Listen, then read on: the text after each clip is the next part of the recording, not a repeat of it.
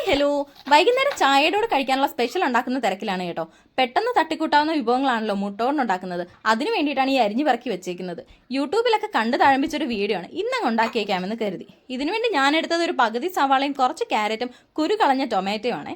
ആവശ്യത്തിന് ഉപ്പും കുരുമുളകും കുറച്ച് മഞ്ഞപ്പൊടിയും ചേർത്ത് നന്നായിട്ടൊന്ന് മിക്സ് ചെയ്യുക. എരിവ് കൂടുതൽ വേണമെന്നുള്ളവർക്ക് മുളക് പൊടിയും കൂടെ ചേർക്കാം. എന്നിട്ട് നേരത്തെ കണ്ട 2 മുട്ടയെ ഞാൻ ഇതിലേക്ക് പൊട്ടിച്ചൊഴിക്കുന്നുണ്ട്. രണ്ടും നന്നായിട്ട് കടഞ്ഞെടുക്കുക.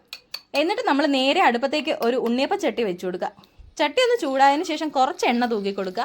എണ്ണ ഒന്ന് തിളച്ച് വരുമ്പോഴേക്കും നമ്മൾ ഈ മിക്സറിലേക്ക് ഒഴിക്കണം.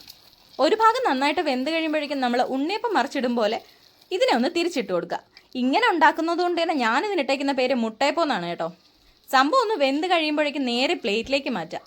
കാണാനൊരു ലുക്കില്ലെന്നേ ഉള്ളൂ, നല്ല അഡാറ് ടേസ്റ്റാണ് സാധനം.